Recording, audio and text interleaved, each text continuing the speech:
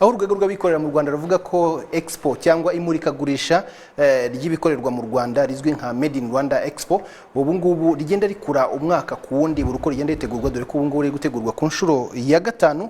Ibi rero PSF kabivuga mu gihe bigaragara yuko noneho hajemo n'inganda nini zije kumurika ibikorwa ndetse n'ibicuruzwa bitandukanye bakorera hano mu Rwanda, mu gihe Expo ya Made in Rwanda yatangiye uyu munsi kuko bisobanurwa mu buryo burambuye na Pasco Buhura afatanyije na Eugene Ndayisaba.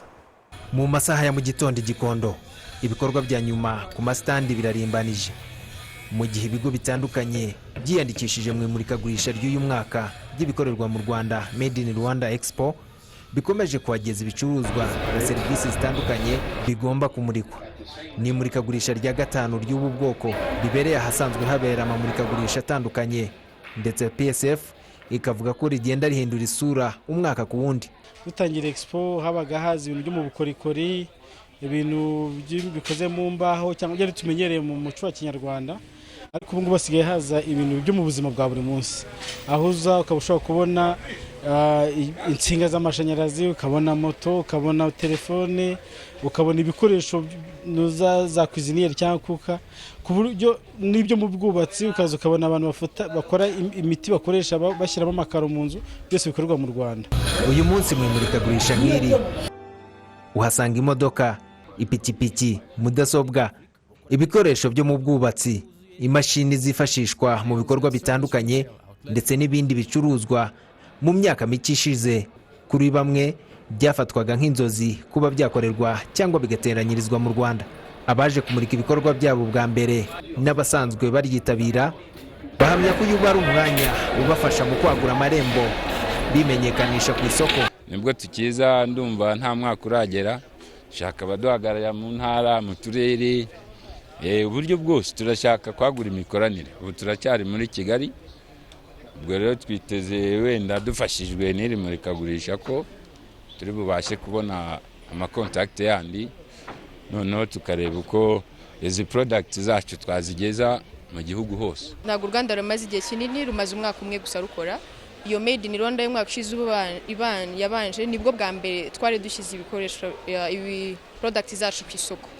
Urumva abantu batangiye kuzimenyera aho ngaho, narindi yamamaza ridasanzwe twakoze. Twatangiriye ahangaha nk'uko muje hano mukatubona tukabibwira abantu, twatangiye gusohoka mu Rwanda nyine tujya hanze. Urumva ko ari ubwa mbere twari dushyize igicuruzwa hanze, nta na rimwe twari twakakigurisha. Kuva ubwo rero twatangiye gucuruza, tugenda tuzamuka kugeza uyu munsi. Uyu mwaka biyandikishije kumurika ibikorwa byabo bagera kuri 410 ugereranije na 460 bitabiriye mu mwaka ushize. Kuri PSF ngo ibi ntibikwiye gufatwa nk'aho abamurika bagabanutse, ahubwo ari uko bamwe bahinduye uburyo babikoraga. Mu minsi yashize tugira abantu bashobora kuza kujya muri standard 4 cyangwa 3 bitewe nuko bafite imyenda, buri muntu afite umwenda ubwoko bumwe, undi akazana indi tukabahuriza hamwe. Ariko ubu ngo sigaye haza company kavuga iti ngenda shaka stand 3 kugira ngo mbashe kugaragaza ibyanjye, mbashe gucuruza ibyo mfite ko ntibyakorwa muri ka stand kamwe. Nabyo amastand yatubanye makeya, ariko ikindi cyanagiye kinagaragaramo nuko ubuhatanye no kuza abantu bafata imyanya minini cyo twita open area ya n'abita VIP. Ubundi tugitangira Made in Rwanda bose bajyaga mu mahema, ubu batanye no kwiyubakira bagafata ibintu bigaragara bakabifatika. Biteganyijwe ko iri murikagurisha rizamara iminsi 14 ritangizwa ku mugaragaro kuri uyu wa 5, aho abahasura bazajya bishyura amafaranga 200 kugira ngo binjire, aho bizajya bikorwa hifashishijwe telefoni zigendanwa.